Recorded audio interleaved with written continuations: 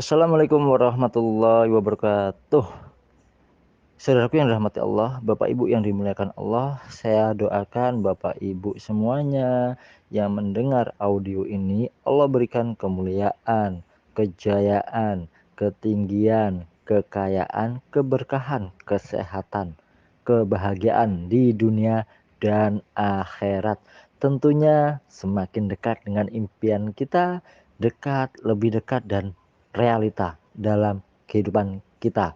Dan tentunya kita semakin dekat kepada Allah Subhanahu wa Ta'ala serta mendapat ridhonya Allah dan baginda Nabi Muhammad Sallallahu Alaihi Wasallam. Amin, amin, amin ya Allah ya Rahman ya Rahim. Ya Allah dal jalali wal ikram.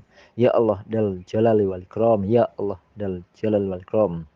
La ilaha illa anta subhanaka inni kuntu minadz dzalimin. Allahumma lakal hamdu wa ilaikal mustaqah wa antal musta'an wala haula wala quwata illa billahil aliyyil azim. Allahumma inni as'aluka astaghfirullah. Allahumma inni as'aluka innaka antal ahad as-samad alladzi lam yalid wa lam yulad wa lam yakul lahu kufuwan ahad. Bapak Ibu yang dirahmati Allah, ada ilmu yang sangat dahsyat. Kenapa arsip Al-Baqiya itu muridnya Nabi Sulaiman ataupun yang memindahkan singgasana Ratu Balkis. Yang memindahkan singgasana Ratu Balkis hanya dengan kedipan mata. Enggak lama. Dipanggil itu apa? Singgasananya. Dipanggil lalu datang. Kepada siapa? Kepada di hadapan Nabi Sulaiman. Dan di situ disaksikan orang banyak, maka Nabi Sulaiman bersyukur kepada Allah. Siapa yang berbuat seperti itu? Apakah Arsip Al-Baqiyah? Bukan. Yang berbuat seperti itu, ialah Allah Subhanahu wa Ta'ala. Allah yang berbuat seperti itu. Apakah Arsip Al-Baqiyah Nabi Sulaiman hebat? Tidak. Yang hebat Allah. Karena semua itu kekuatan Allah. Mudah tidak bagi Allah? Mudah ya. Mudah. Bagi kita no, nggak bisa apa-apa tanpa seizin Allah, begitu. Lalu apalagi? Lalu Nabi Ibrahim itu pernah, dalilnya surat Al-Baqarah ayat 280. Astagfirullah, 260 maksudnya Bapak Ibu. Ya Allah ya Rabbi, lidahnya dikakukan oleh setan. A'udzubillahi minasyaitonirrajim. A'udzubillahi minasyaitonirrajim. Karena ini ilmu yang sangat dahsyat, jadi setan kadang mengganggu Bapak Ibu. Lalu apa? Di surat Al-Baqarah 260, Nabi Ibrahim ngomong sama Allah begini. Ya Rob, tunjukkan sih ya Rob, bagaimana caranya kau menghidupkan sesuatu yang telah mati, ataupun apapun itu, kebesaran-kebesaran yang menakjubkan gitu kan. Caranya gimana? Lalu Allah bilang, wahai Ibrahim, apakah engkau enggak percaya kepadaku? Begitu. Enggak ya Rob. Aku percaya dan aku yakin ya Rob, tapi agar aku tenang dan semakin yakin, begitu Bapak Ibu. Kira-kira begitu. Maka baiklah kalau begitu wahai Ibrahim, ambillah burung. Disuruh ngambil burung Bapak Ibu, disuruh ngambil burung, dicincang-cincang, taruh di atas bukit yang jauhan. Jadi berjauhan, dicincang-cincang, dicacak-cacak gitu. Ditaruh di tempat yang jauhan. Lalu apa kata Allah? Kalau kamu udah cincang-cincang tuh burung wahai Ibrahim, maka panggillah, niscaya ia akan mendatangimu dengan segera. Begitu Bapak Ibu, panggillah, niscaya dia akan mendatangimu dengan segera. Tentu ada ilmunya cara manggilnya gitu kan, tentu ada ilmunya. Makanya ilmunya inilah yang akan saya ijazahkan, kepada Bapak Ibu. Kenapa sih kok selama ini manggilnya kok hampa? Udah tak panggil terus Ustadz, tapi kok nggak datang-datang. Udah manggil terus uang 1 miliar, uang 1 miliar, uang 1 miliar, uang 1 miliar, tapi nggak datang-datang gitu kan ya, begitu. Lalu ada lagi, Umar bin Khattab itu pada saat itu menjadi khalifah. Khalifah itu pemimpin seluruh dunia Bapak Ibu. Lalu di Mesir ada yang namanya sahabat Nabi. Siapa namanya? Amr bin As, gubernur pada saat itu. Amr bin As. Amr bin As itu eh, jadi gubernur, kaya raya, kaya semua sahabat Nabi itu kayak kaya. Yang divonis masuk surga 10 sahabat Nabi itu kaya raya semua Bapak Ibu, begitu. Lalu kebiasaan di Mesir itu apa sih? Kebiasaannya menghanyutkan wanita yang cantik, gadis yang masih perawan untuk ditumbalkan di sungai Nil begitu kan. Itu kebiasaan. Nah, untuk menghilangkan kebiasaan itu, tradisi budaya itu, maka Amr bin As ini mengirim utusan untuk menemui Umar bin Khattab karena itu tumbal, itu jin. Nah, yang bisa menundukkan jin, yang jin itu takut, bahkan Rasulullah Shallallahu Alaihi Wasallam itu sampai-sampai kalau ada misalnya ada ini lagi ya Umar itulah ibaratnya pengganti Nabi gitu kan, karena banyak Al-Quran turun juga sebabnya eh, dari ucapan dan perbuatan Umar bin Khattab gitu. Kalau Umar bin Khattab itu melewati suatu tempat, tempat itu setan akan melewati itu takut Bapak Ibu. Takut sama Umar bin Khattab gitu. Lalu apa yang terjadi? Maka Amr bin As nyuruhlah utusan untuk menemui Umar dan menyampaikan perihal tentang hal itu. Apa kata utusan? Wahai Khalifah, di Mesir itu ada kebiasaan budaya karena sungai Nil itu nggak ngalir. Sungai Nil itu nggak ngalir. Nggak ngalir. Kenapa nggak ngalir? Karena diganggu jin gitulah begitu. Kalau setiap tahun harus ada tumbal wanita. Itu baru kalau ditumbalkan baru ngalir. Oh, jinnya di Mesir itu keren-keren. Jinnya mintanya apa namanya? Setannya mintanya apa? Gadis yang perawan, keren jinnya. Tapi kalau di Indonesia kepala kambing, kadang kepala ayam, jinnya nggak keren di Indonesia. Iya, setannya jinnya nggak keren begitu kan. Jadi tumbalnya begitu. Lalu apa yang terjadi Bapak Ibu? Yang terjadi ialah Khalifah Umar bin Khattab itu menulis surat. Nah, surat inilah ilmunya Bapak Ibu. Surat inilah ilmunya seperti arsip Al-Baqiyah, Nabi Ibrahim. Dan ini sama, persis sama. Persis sama. Kalau Al-Quran juga yang ngirimin surat, Nabi Sulaiman ngirimin surat kepada Ratu Balkis. Lalu ada surat yang sangat dahsyat isinya. Nah, ini rahasia, nanti lain waktu lagi Ibu, Bapak Ibu belum bisa mengamalkan. Karena kenapa? Saya belum mengijazakan ini. Kalau suratnya Nabi Sulaiman itu untuk Ratu Balkis apa sih? Innahu min Sulaimana wa innahu bismillahirrahmanirrahim. Nah, lalu di tengah itu ada cara nyebutnya. Nah, ini belum tak ijazahin kepada Bapak Ibu karena ya, saya yakin Bapak Ibu belum nyampe di situ. Lalu ala ta'lu alayya wa'tuni muslimin. Artinya apa Ustadz? Sesungguhnya surat ini dari Nabi Sulaiman yang isinya dengan menyebut nama Allah yang Maha Pengasih lagi Maha Penyayang. Lalu apa ala ta'lu alayya wa'tuni muslimin, apa artinya? Datanglah kamu kepadaku dengan berserah diri, itu suratnya Nabi Sulaiman. Tetapi suratnya Nabi Muhammad Shallallahu Alaihi Wasallam dalam sebuah hadis itu sahih banget, itu ancaman kepada siapa yang nggak mau taat beriman kepada Allah maka akan hancur gitu. Itu ancaman, dikasih surat ancaman. Nah, itu suratnya penting banget itu. Kalau memahami itu dahsyat banget Bapak Ibu, dahsyat banget begitu. Itu ilmu. Lalu apa yang terjadi oleh Umar bin Khattab? Ditulislah surat, maka surat itu dikirim oleh utusan dan dititipkan kepada siapa? Amr bin As. Nah, ketika Amr bin As ini, kata utusan, ini nanti kata Khalifah suruh lemparin aja ke sungai Nil. Begitu. Dan Amr bin As ini orang cerdas dan sehingga surat inilah supaya dijadikan ilmu oleh kita semua bagi yang beriman, bagi yang mengerti ilmu. Kalau nggak ngerti ya nggak bakal paham, nggak bakal bisa bagaimana cara membedahnya gitu kan. Lalu apa yang terjadi Bapak Ibu? Dibukalah oleh Amr bin As surat ini. Penasaran Amr bin As. Apa ketika dibuka, dibaca Maha Suci Allah apa? Tulisannya cuma gini doang gitu. Nggak ada ya tulisan suratnya itu bunyinya Maha Suci Allah, nggak ada. Intinya saya hanya ini Amr bin As itu aja, ucapan Amr bin As luar biasa. Cuman gini doang, dilemparlah surat itu. Das, apa yang terjadi? Langsung paginya mengalir itu air sungai Nil, nggak kering-kering. Kenapa? Jinnya takut kepada siapa? Kepada surat yang dibawa oleh Amr bin As. Jinnya tahu kalau itu surat dari siapa? Dari Umar bin Khattab, Khalifah gitu. Kalau sampai macam-macam sama Umar nih bahaya nih, ngabur semua jinnya. Jadi yang ganggu-ganggu itu, yang menyumbat air itu hilang semua, dan apa yang terjadi? Mengalir sungainya. Lalu bagaimana bunyi isi suratnya? Nah, ini dia yang penting Bapak Ibu. Lalu bagaimana Ustadz maksudnya dari apa namanya? Arsip Al-Baqiyah, lalu Nabi Ibrahim dan Nabi Sulaiman, Rasulullah, surat Rasulullah dan suratnya Umar bin Khattab. Intinya Bapak Ibu, kita nggak perlu jelasin itunya gimana, intinya saya kasih langsung pembedahannya kepada Bapak Ibu ya. Langsung saya kasih intinya. Intinya apa sih? Kita harus berteman dengan apa? Kita itu dalam tubuh kita itu ada dua sisi yang berbeda. Ada dua sisi yang berbeda. Yang pertama batiniah, yang kedua apa? Jasad. Begitu.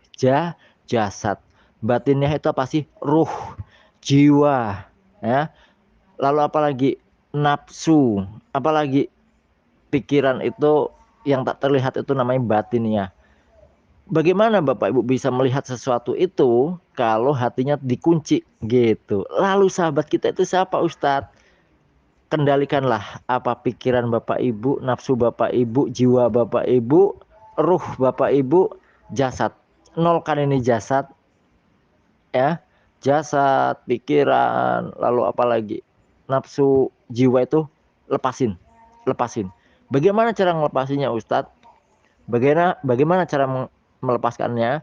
Bapak Ibu nggak akan mungkin dapat ilmu ini dari siapapun. Saya yakin nggak akan mungkin dapat. Cara melepaskannya, tundukkanlah pikiran Anda, tundukkanlah nafsu Anda, tundukkanlah apa? Jiwa Anda, tundukkanlah apa? Jasad Anda. Bagaimana cara menundukkannya Ustadz? Sahabat kita yang sesungguhnya ialah diri kita sendiri. Ingat, sahabat kita yang sesungguhnya ialah diri kita sendiri. Saya ulangi lagi, sahabat sejati kita ialah diri kita sendiri. Dan musuh sejatinya kita ialah diri kita sendiri. Musuh yang sesungguhnya ialah diri kita sendiri. Musuh yang sesungguhnya ialah diri kita sendiri. Paham? Sahabat sejati kita lah ialah diri kita sendiri, dan musuh yang sesungguhnya ialah diri kita sendiri. Lalu bagaimana Ustadz cara untuk mengendalikannya? Bagaimana dengan surat, dengan ini tadi? Bapak Ibu ketika bercermin, enaknya bercermin lah. Kalau orang-orang Jawa kejawen itu bilangnya saudara kembar, kakang Ari, pancerin ini, itu bohong, itu jin semua, itu korin, tahu nggak jin korin? Jin korin itu ada ketika kita lahir, memang diutus Allah untuk apa? Tujuannya jin korin dari kita lahir sampai mati, dan jin korin nggak mati. Kalau jin korinnya Rasulullah Shallallahu Alaihi Wasallam sudah ditundukkan, sudah masuk Islam. Sampai sekarang masih hidup Ustadz? Iya masih hidup. Jin korin. Hadisnya sohe dong hadisnya gitu. Jin korin. Ketika ditanya tentang jin, Rasulullah mengatakan setiap manusia itu ada jin korin. Lalu bagaimana dengan jin korinmu wahai Rasulullah? Sahabat bertanya begitu. Sudah tunduk masuk Islam. Sudah tunduk masuk Islam. Jin korin itu masuknya kemana Bapak Ibu? Pengen tahu enggak? Pengen tahu nggak jin korin ini kemana coba? Membisikkan. Apa yang pertama dibisikkan? Hati, pikiran, nafsu. Tuh. Jika Bapak Ibu udah bisa menundukkan jin korin itu, bagaimana caranya? Nah, ini penting. Jin korin itu tugasnya untuk apa Ustadz? Menyesatkan Bapak Ibu, membuat Bapak Ibu malas ibadah, ngantuk lah segala macamnya itu jin korin ya. Jin korinnya itu sehingga Bapak Ibu malas ibadah, pengennya jauh-jauh dari Allah karena tujuannya untuk menyesatkan, menjauhkan diri dari Allah dah gitu titik. Intinya begitu. Saya nggak mau menjelaskan dengan cara-cara yang anak-anak pondokan, orang-orang yang saat ini. Saya mau menjelaskan dengan mudah saja, yang enak dipahami. Lalu bagaimana Ustadz untuk apresiasinya? Kita duduk, tundukkanlah, jadikanlah diri kita sahabat. Jangan musuh Bapak Ibu. Jadikanlah diri kita itu sahabat, bukan musuh. Karena kita udah tahu musuh kita yang sesungguhnya diri kita, sahabat kita yang sesungguhnya diri kita. Tundukkanlah pikiran nafsu mulai malam ini. Gimana caranya Ustadz? Ngomong. Bagaimana cara ngomongnya? Kolbu dengan batin Bapak Ibu. Kolbu itulah ruh Bapak Ibu, itu adanya di mana sih ruh suci, ruh kudus itu letaknya di mana sih? Di kolbu. Ingat, di kolbu. Di kolbu. Ilmu itu pusatnya di mana sih Ustadz? Di kolbu. Oke, di kolbu. Maka batin lah ibu, ngomong. Bagaimana cara ngomongnya Ustadz? Ngomongnya, hai nafsu, hai akal, pikiran, jasad, semuanya, tunduklah kepada kolbu. Ngomong gitu, tunduklah kepada kolbu. Nyambung nggak? Harus nyambung. Kalau nggak nyambung kebangetan. Ini paling enak banget, ini udah penjelasannya enak banget. Ngomong, jangan dengan lisan. Kadang-kadang orang tuh begini, lisannya ngomong saya punya uang 1 miliar, pikirannya hati bertengkar, saling berkelahi. Kenapa? Belum ditundukkan oleh kolbu. Kolbu ruh itu apa Ustadz? Hati. Kolbu jasad apa Ustadz? Jantung. Begitu. Ingat ya, kolbu ruh apa? Hati. Kolbu jasad jantung. Nah, ketika Bapak Ibu sudah menundukkan itu, hei jasad, hei akal, hei nafsu, hei pikiran, semuanya tunduklah kepada kolbu. Ketika Bapak Ibu selalu ngomong begitu, otomatis itu pikiran kalau mau ngakal-ngakalin nggak bisa, karena iman itu adanya di mana? Allah akan melihat manusia hamba itu di mananya kolbu. Iman takwa itu letaknya di mana? Ilmu di mana? Kolbu itu nggak bisa kena apa namanya penyakit. Yang kena penyakit itu hati. Hati apa? Hati jasad. Bagaimana cara membersihkan hati itu yang udah berkarat kotor? Dengan la ilaha illallah. Anta boleh, ataupun kalau yang bagusnya sebagaimana Rasulullah Shallallahu Alaihi Wasallam bersabdakan, la ilaha illallah, kalimat tauhid, la ilaha illallah. Lalu ketika ibu udah ngomong begitu, ngomonglah dengan diri sendiri, kolbunya ditunjuk ya, kolbunya tunjuk. Ini kuncinya di sini. Kuncinya di sini. Ketika penjelasan baru kuncinya ya, Bapak Ibu. Intinya tundukkan semuanya, pikiran apapun itu dengan kolbu. Tunduk dengan kolbu sambil nunjuk kolbu. Hai pikiran, hai jasad, hai nafsu, hai semuanya, kamu tunduklah dengan kolbuku. Tunduklah dengan kolbuku, begitu. Paham ya? Ketika ibu udah nundukkan begitu, maka ibu akan tenang, enjoy, tenang, enjoy, relax. Itu nanti otak itu akan alfa. Alfa itu nol. Nol, nol itu apa? Alam bawah sadar. Itulah yang akan terjadi dalam layar kehidupan kita. Ketika udah tunduk, Bapak Ibu, Ibu tenang, nggak ada kegelisahan lagi, relax, enjoy. Makanya apa kata Allah? Ingatlah, dengan hanya mengingat Allah, hati menjadi tenang. Kolbu itu Bapak Ibu. Lalu apa yang terjadi Bapak Ibu ketika hati tenang? Itu yang namanya gelombang. Kita itu hidup itu bergelombang-gelombang. Ya, bergelombang-gelombang sinyal, ataupun yang bisa disebut dengan kalau bahasa HP ataupun TV itu channel ataupun aplikasi. Aplikasi WA, Bapak Ibu bisa masuk grup WA ini karena masuk grup pencinta sholawat. Kalau keluar dari grup pencinta sholawat, Bapak Ibu nggak bisa mendengar ataupun melihat sesuatu itu di grup pencinta sholawat. Karena apa? Sudah keluar dari zona ataupun sinyal tersebut ataupun aplikasi, begitu. Dan hidup kita pun seperti aplikasi Bapak Ibu. Nanti ketika Bapak Ibu udah tenang, mindset itu, sinyal itu tinggi. Tinggi, kalau radio itu gelombangnya itu tinggi gitu loh. Lihat siaran radio gelombangnya 80, Bapak Ibu di gelombang 70, sampai kiamat pun Bapak Ibu nggak bakalan dapat ke gelombang 80 kalau belum dirubah channelnya ataupun digeser. Nah, ketika Bapak Ibu udah menenangkan itu diri Ibu, karena dengan menundukkan pikiran, perasaan, semuanya itu nafsu itu kan perasaan, itu dengan kolbu, maka disitulah sinyalnya akan naik. Sinyalnya akan naik, gelombangnya akan naik, dan mulia. Mulia. Kenapa? Rezeki itu mulia Bapak Ibu. Sedangkan dosa itu hina. Nah Bapak Ibu ketika ngeluh, ketika galau, gelisah itu di gelombang yang terendah. Dosa semua itu di gelombang yang terendah. Gelombang 10 lah taruhlah. Sedangkan rezeki keajaiban itu adanya di gelombang 80. Di gelombang 80. Maka masuklah ke gelombang 80 itu. Channel 80 ataupun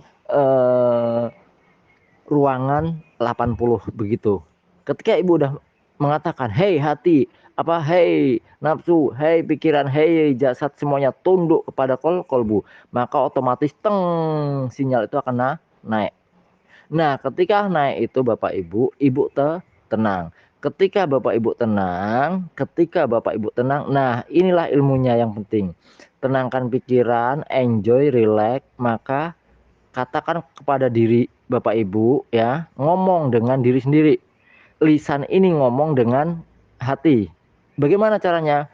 Contoh nih saya nih, ini saya nih tak praktek ini saya dulu nih.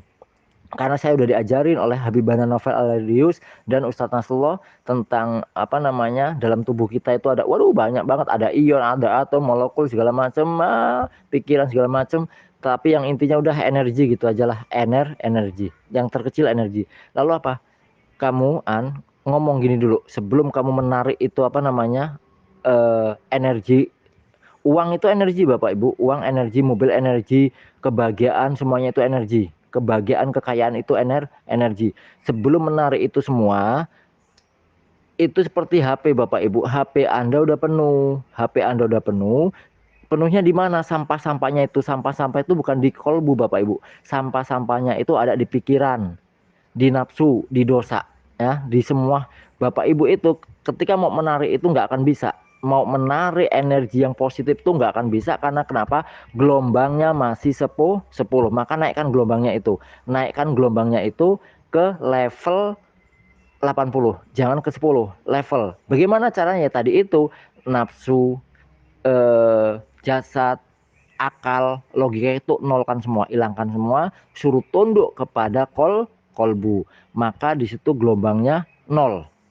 Ibarat HP itu di reset ulang gitu loh. Jadi bisa Bluetooth yang lainnya ataupun menerima video-video yang lainnya, audio yang lainnya. Kalau penuh sampahnya belum dibuang, nggak akan bisa.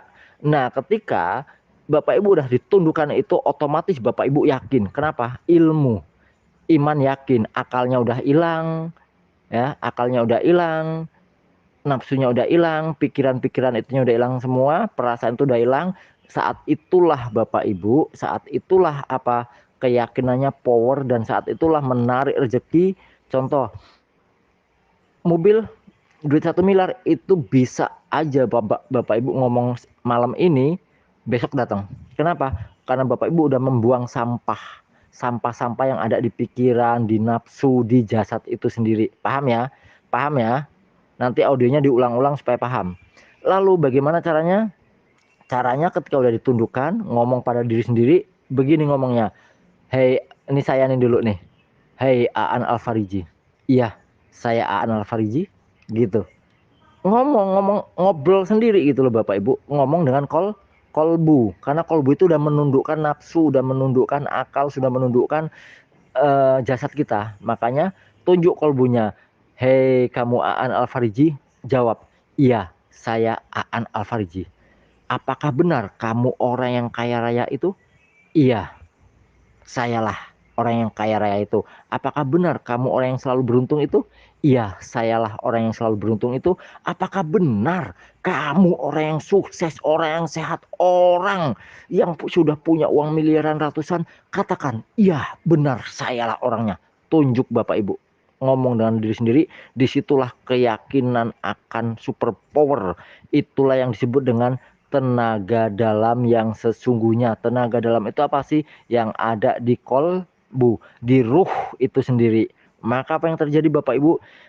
Keyakinan Bapak Ibu powerful. Contoh Bapak Ibu saya kasihkan audio-audio yang bisa membuat Bapak Ibu motivasi. Itulah tenaga dalam. Kenapa? Karena saat itulah ruh Bapak Ibu senang. Saat senang itu tapi belum bisa buka kuncinya gitu. Kuncinya tadi itu tundukkan akal, pikiran, logika dan nafsu. Ketika Bapak Ibu ngomong begitu, maka iya saya orangnya. Lalu apa yang kamu inginkan? Hei Aan Alfariji, begitu. Yang saya inginkan, pikirkan, rasakan, langsung panggil. Bagaimana cara manggilnya? Ini yang terpenting Bapak Ibu. Ini yang terpenting. Yang terpenting apa sih? Ketika otak kita alfa 0, kita akan terasa di otak itu, di pikiran ataupun di depan mata ini, antara alis itu ada seperti bayangan ataupun seperti proyeksi sinar teng teng teng teng gitu kan. Itu ada itu. Nah, saat itulah alfa Bapak Ibu. Pikiran Bapak Ibu 0. Pikiran Bapak Ibu 0, rileks, saat itulah tarik apa yang Bapak Ibu inginkan. Contohnya duit 1 miliar. Bagaimana? Duit 1 miliar. datang. Maka Bapak Ibu dengan keyakinan Bapak Ibu ngomong satu kali aja itu bisa jadi langsung datang. Itu namanya ngebatin lah, bahasa ini yang ngebatin. Ustadz, saya mau barusan batin mobil kok tato kok ada. Saya barusan aja ngebatin, ya Allah uang 1 miliar kok tato ada. Bener Ustadz, iya. Karena saat itu otak ibu lagi alfa, lagi nol. Nafsu ibu sedang ditundukkan oleh kolbu. Saat itulah Bapak Ibu dalam gelombang yang tinggi, yaitu 80. Lalu ketika Bapak Ibu duduk, meditasi begitulah, ataupun nol alfa relax, ada bayangan teng, teng, teng, teng, teng gitu. Apa yang terjadi Bapak Ibu? Tangkap itu gambar yang duit, mobil, peganglah seolah-olah nyata Bapak Ibu, seolah-olah nyata. Arsip Al-Barqiyah ketika memanggil singgasana Ratu Belkis, ia memejamkan mata. Arsip Al-Barqiyah ketika memanggil apa? Memanggil singgasana Ratu Balkis, dia memejamkan mata. Ismaul Azamnya apa sih yang dibaca Arsip Al-Barqiyah? Allahu la ilaha illa wal hayyul qayyum. Itu yang dibaca Arsip Al-Barqiyah. Allahu la ilaha illa wal hayyul qayyum. Allahu la ilaha illa wal hayyul qayyum. Maka langsung dipanggil. Hei singgasana Ratu Balkis. Hei singgasana Ratu Balkis, apakah kamu makhluk Allah? Jawablah seperti kolbu dan lisan tadi. Ya benar, aku makhluk Allah. Jika kamu makhluk Allah, datanglah kepadaku dengan segera sekarang. Begitu Bapak Ibu. Lalu apa yang terjadi? Datang tuh singgasananya dengan cepat. Lalu bagaimana dengan Nabi Ibrahim? Nabi Ibrahim sama Bapak Ibu, sama. Apa yang diucapkan Nabi Ibrahim? Wahai burung yang sudah mati, apakah kamu makhluk Allah? Wahai burung, datanglah kepadaku dengan izin Allah. Bagaimana cara jawabannya? Tanya jawabnya karena semua makhluk. Hai burung, apakah benar kamu makhluk Allah? Lalu dijawab dengan kolbu Bapak Ibu. Iya benar, aku makhluk Allah. Gitu, itu namanya iksan Bapak Ibu. Iya benar, aku makhluk Allah. Jika kamu makhluk Allah, datanglah kepadaku dengan segera sekarang. Maka datang dengan segera Bapak Ibu. Begitu Bapak Ibu. Lalu bagaimana dengan Umar bin Khattab ketika menyurati itu Sungai Nil? Apa kata Umar bin Khattab? Wahai Sungai Nil, apakah kamu mengalir dengan izin Allah? Jika kamu mengalir dengan izin Allah, maka ngalirlah. Tetapi jika kamu mengalir bukan dengan izin Allah, maka jangan ngalir. Apa yang terjadi Bapak Ibu? Langsung ngalir. Karena apa? Semuanya apa yang ada di langit dan bumi bergerak menurut irodanya Allah dengan izin Allah. Insya Allah itu artinya apa? Jika Allah menghendaki, jika Allah mengizinkan. Betul, betul Ustadz. Maka konteksnya gimana? Satukan dulu hati kolbu Bapak Ibu dengan pikiran sudah tunduk, nafsu sudah tunduk, ya, jasad ini sudah tunduk, pejamkan mata, panggil apa itu duitnya. Contoh, duit gitu. Duitnya berapa? 1 miliar. Apapun itu panggil. Apakah kamu makhluk Allah? Ya benar. Jika kamu makhluk Allah, datanglah kepadaku. Sebut nama Bapak Ibu. Misalnya saya, hei uang 10 miliar mobil Pajero, apakah benar kamu makhluk Allah? Iya benar, tapi bayangkan tadi itu, dibayangkan, diproyeksikan, visualisasikan, proyeksi visualisasikan itu seolah-olah kita melihat di depan kita Bapak Ibu, karena memang faktanya di depan kita. Begitu. Apakah benar kamu makhluk Allah? Iya benar. Jika kamu makhluk Allah, maka datanglah kepadaku Aan Al-Fariji dengan segera. Nggak pakai lama, nggak pakai sulit, pakainya berkah. Apa yang terjadi Bapak Ibu? Datang bener gitu. Jadi intinya tundukkan dulu kolbu, jasad, jiwa, dan akal Bapak Ibu. Dengan apa? Dengan kolbu. Ketika udah nol, udah alfa, maka apa yang terjadi? Yang terjadi panggillah itu, maka dia akan datang dengan segera. Panggil, sebut, jawab dengan hati, jawab dengan kolbu, jawab dengan lisan. Begitu. Itu cara menyatukan kekuatan yang ada dalam diri kita yang disebut dengan ruh ataupun kolbu. Begitu. Panggil, hei uang 1 miliar, benarkah kamu makhluk Allah?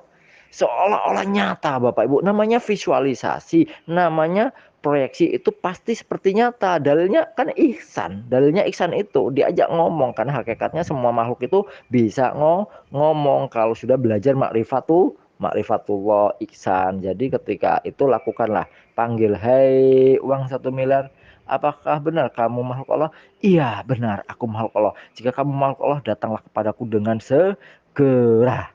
Dengan segera, nggak pakai sulit, nggak pakai ribet, nggak pakai lama, pakainya berkah, halal, aman, sentosa. Insya Allah itulah ilmunya, pahami audionya, ulang-ulang supaya apa? Paham. Ketika udah paham, maka Bapak Ibu akan menjadi orang yang dahsyat luar biasa. Wes mau opo wae tinggal sebut, tinggal ngomong. Itu yang disebut dengan apa kata Allah? Aku menurut prasangka hambaku. Apa yang hambaku ucapkan, pikirkan, prasangkakan akan terjadi dalam layar kehidupan dia. Begitupun dengan firman Allah dalam surat Al-Zariyat ayat 22 dan 23, di langit terdapat sebab-sebab rezekimu dan apa yang dijanjikan kepadamu. Maka demi Tuhan langit dan bumi, sungguh apa yang dijanjikan itu pasti terjadi seperti apa yang kamu ucapkan. Bukan ucapan lisan aja Ibu, ucapan kolbu dan lisan. Pikiran jadi satu karena pikiran, nafsu, jiwa itu sudah ditundukkan oleh apa? Kolbu dan kolbu dan kolbu dan lisan. Makanya Allah tahu yang kamu ucapkan di hatimu, yang kamu bisikkan gitu. Itu namanya ngebatin. Ngebatin eh, hati dan apa? Lisan ngomong. Saling ngobrol, saling tanya jawab. Lalu panggil yang diinginkan itu, insya Allah itu terjadi. Itulah yang dimaksud dengan apa kalimat urusannya. Jika Allah menghendaki apapun itu, Allah hanya berkehendak kun fayakun, maka ucapkanlah, katakanlah apa, hei makhlukku. Nah itu kun fayakun kepada kita itu kita suruh berucap, ngomong, kamu minta apa, mau apa, ngomong dengan apa, kolbu dan lisan, ya, kolbu dan lisan. Kita hanya berucap kun fayakun. Nah kun fayakunnya Allah jika menciptakan sesuatu, apa itu? Apa yang kita butuh Bapak Ibu? Yang kita butuhkan apa? Duit. Ngomong kamu sini hambaku, ngomong, pesan, nanti tak kasih. Pesan tak kasih. Kira-kira begitu. Insya Allah semangat berjuang jadi sukses, kaya raya dunia akhirat. Amin.